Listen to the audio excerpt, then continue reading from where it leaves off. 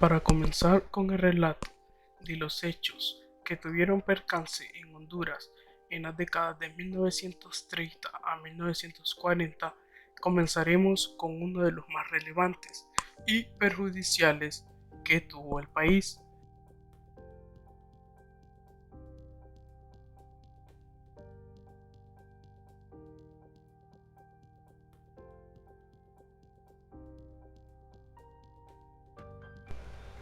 Doctor y General Tiburcio Carías Andino.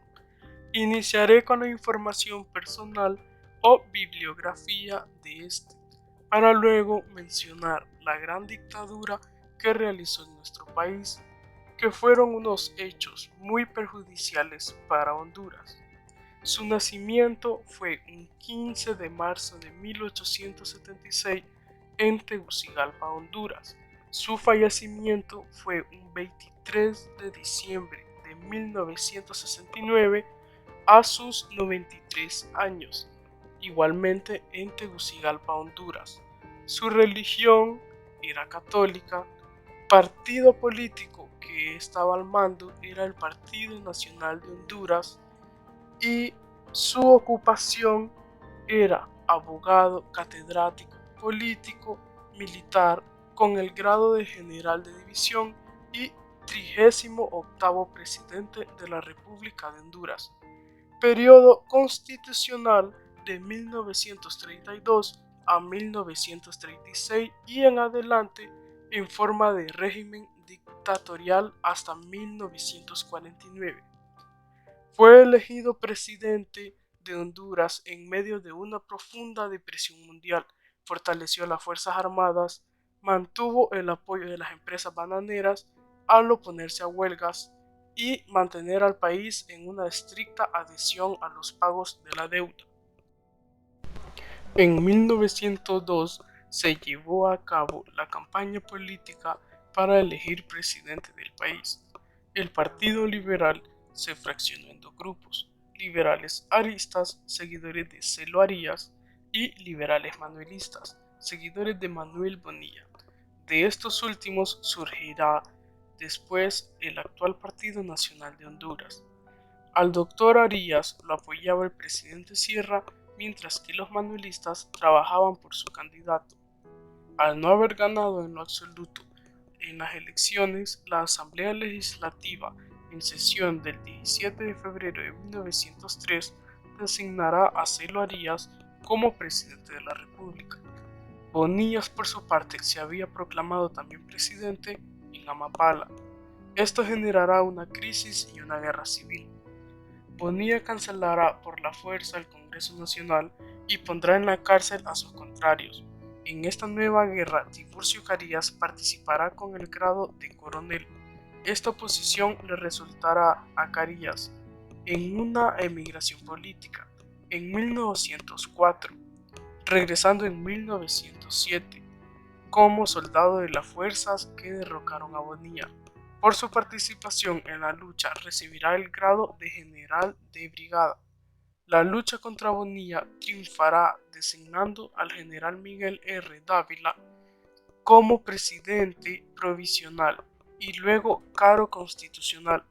Los Carías participarán en el poder ocupando importantes puestos públicos y en el caso de Tiburcio será nombrado gobernador político de Copán y Cortés y jefe militar de la zona norte. Sin embargo, la relativa paz hondureña se ve perturbada por otra guerra civil que encabeza Manuel Bonilla en 1910. Carías, encargado de la defensa de San Pedro Sula, fue incapaz de retener las tropas. Manuel Bonilla consolidará su poder y es a bordo del buque norteamericano Tacana donde se impondrá como presidente el doctor Francisco Bertrán, quien en realidad pasó al poder a Bonilla.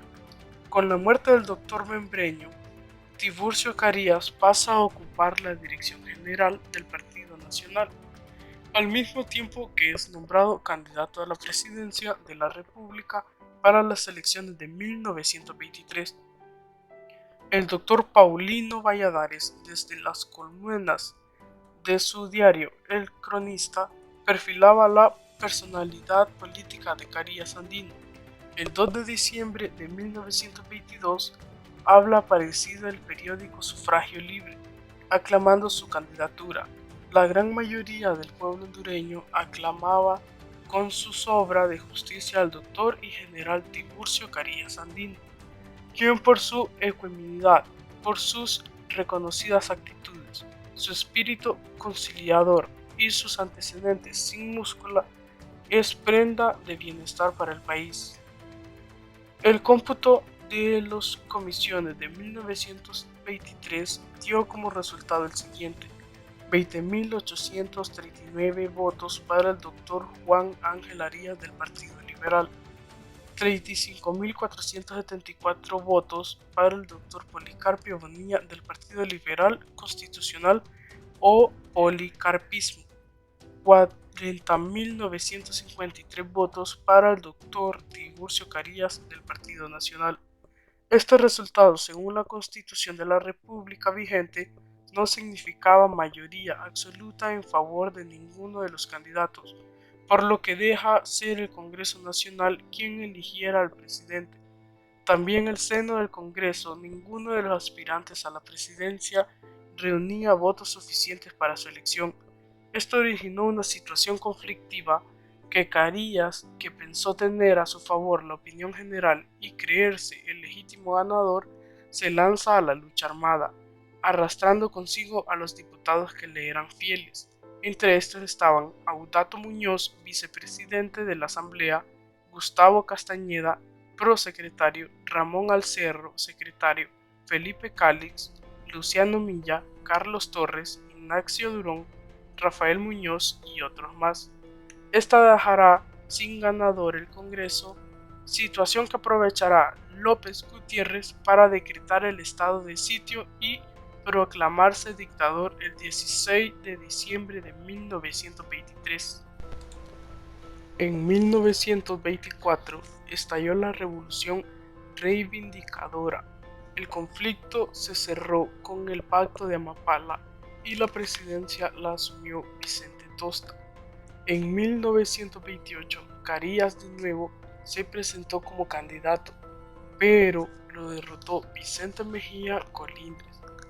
Durante esa época regía en Honduras y en las demás naciones de Centroamérica el Pacto de Washington, el cual especificaba que Estados Unidos no reconocería a ningún gobierno surgido de un golpe de Estado o de una revolución.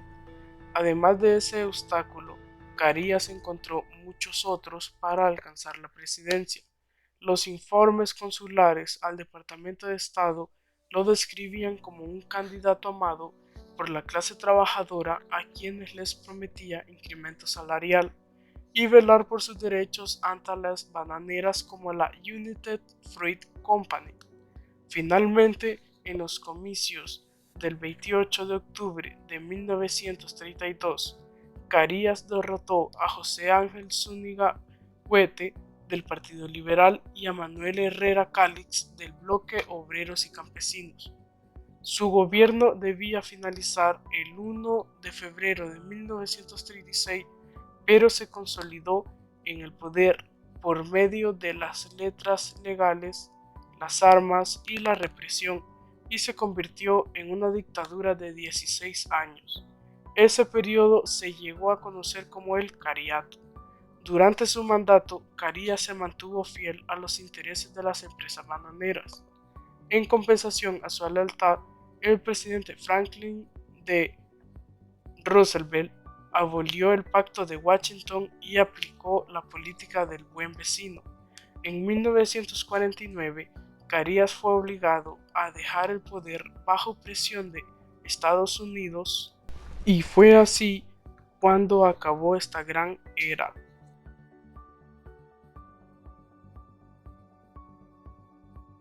Las principales actividades económicas en las décadas de 1930 a 1940 se basaban en la producción agrícola, las compañías bananeras y en el ferrocarril, que era por donde transportaban esta apreciada fruta que es la banana.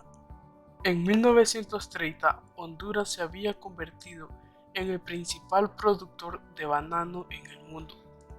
El candidato del gigantesco consorcio bananero, Carías, llegaba al poder y en donde dispusiese en abundancia el oro bananero para comprar a las autoridades municipales a cuyo cargo estaban las elecciones de 1932. Luego en el poder vinieron las regalías para el monopolio bananero. En 1932 se redujo el impuesto de irrigación sobre las tierras productoras de bananos de 10 a 3 dólares por hectárea, primero y luego a 1.50 dólares. En 1933, a cambio de 98.000 dólares y la concesión de 60.000 hectáreas de terreno, la United Freight Company quedó libre de su obligación de construir el ferrocarril de Puerto Castilla a Juticalpa. Desde principios de 1932, las acciones de la UNED registraron una baja tremenda. Murray, despidiendo al presidente de la compañía, estableciendo rigurosas economías, logró poner fuera de peligro al trust bananero. Claro, estas medidas fueron ayudadas en mucho por la legislación hondureña. También se basaba en los ferrocarriles, que fueron vistos como una panacea para dar solución a los problemas de comunicación e integración nacional y progreso. Más de 900 millas de vías férreas se construyeron en el norte hondureño, pero ni una sola en función de los intereses del país. Se construyeron a beneficio de las compañías bananeras que dominaban el país para exportar las bananas de una forma más sencilla, pero claro, con su debido cuidado, ya que es una fruta muy sensible, logrando así enriquecerse aún más. Y para esa época era evidente la necesidad de atraer capital extranjero hacia tierras hondureñas con el fin de explotar nuestra riqueza minera, agrícola, etc.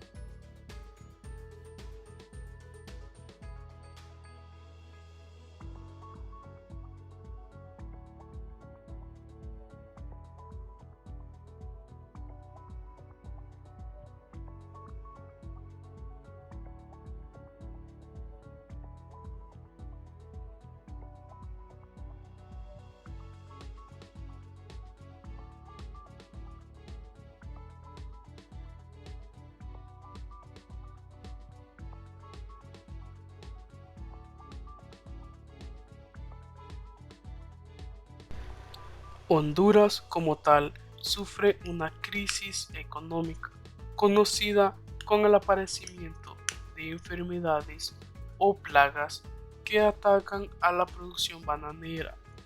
Esto deja como saldo que muchos bananos quedan inútiles o que no se pueden exportar. Ya eso que los bananos se están arruinando gracias a las plagas, se reducen sus exportaciones y bajan sus precios.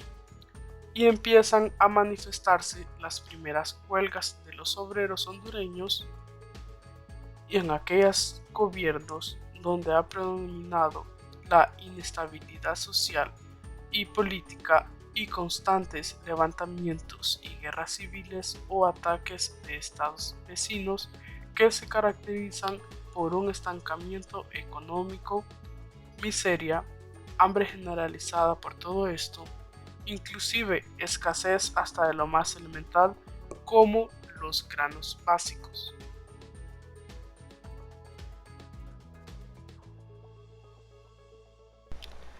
El cariato fue el periodo político bajo el mando de Carías, quien ya estando en el poder presionó al Partido Nacional de Honduras para que iniciara una campaña para convencer al pueblo de que solo la continuación en el poder podría mantener el orden, la paz y la seguridad en el país, lo que poco a poco y con las reformas constitucionales les permitieron a Carías Andino permanecer en el poder durante 16 años, desde el 1 de febrero de 1933 hasta el 1 de enero de 1949.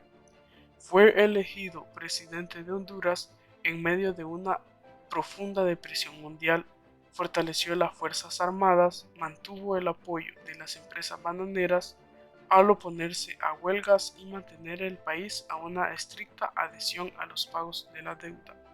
Antes de concluir el mandato, Carías consolidó el poder cuando modificó la Constitución de la República y declaró ilegal al Partido Comunista de Honduras. Con esta medida eliminó la oposición a través de una fuerte represión militar y puso fin a un largo periodo caracterizado por gobiernos de corta duración. Como resultado de interminables de golpes de Estado, en 1949 el general Tiburcio Carías Andino fue obligado a dejar el poder bajo la presión de Estados Unidos de América, siendo este el fin del cariato.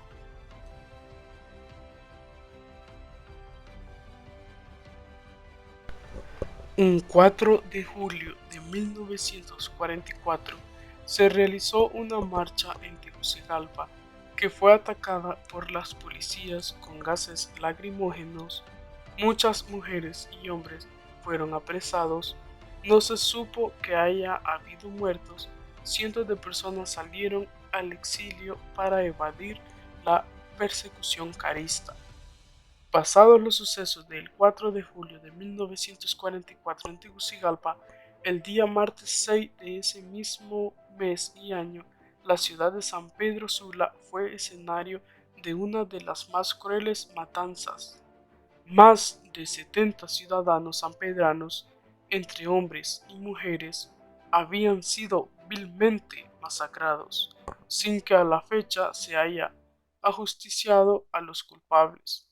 Los trabajadores, la mayoría liberales y algunos nacionalistas de la referida ciudad norteña, que disentían del régimen, imitando lo que 2 días antes había ocurrido en la capital de Honduras. Y ya para concluir con los hechos más relevantes que ocurrieron en estas décadas de 1930 a 1940, concluiremos con la participación de Honduras en la Segunda Guerra Mundial. Honduras entra formalmente en la Segunda Guerra Mundial oficialmente el 8 de diciembre de 1941, tras el ataque japonés a Pearl Harbor, que extendió luego a Alemania nazi y al Reino de Italia el 12 de diciembre del mismo año. Tras ello se comienza el envío de materias primas hacia los Estados Unidos para la guerra, lo cual generó el hundimiento de varios barcos hondureños por U-Boats alemanes. Debido a esto, se comienza un patrullaje aéreo sobre las costas del país. Esto fue posible gracias a la modernización de las Fuerzas Armadas de Honduras durante los 30. El primer encuentro con un submarino alemán sucedió el 24 de julio de 1942 y fue atacado con la bomba de 60 libras, siendo el primer y único registro oficial de enfrentamiento militar entre el país centroamericano y Alemania nazi. La única baja operacional que sucedió el 3 de agosto del mismo año con la desaparición de un avión registrado como FAH-2, el cual se estipula que fue dado de baja por el fuego antiaéreo de un submarino. También se enviaron barcos mercantes hacia los frentes aliados cargados de materias necesarias para la guerra como combustible y municiones.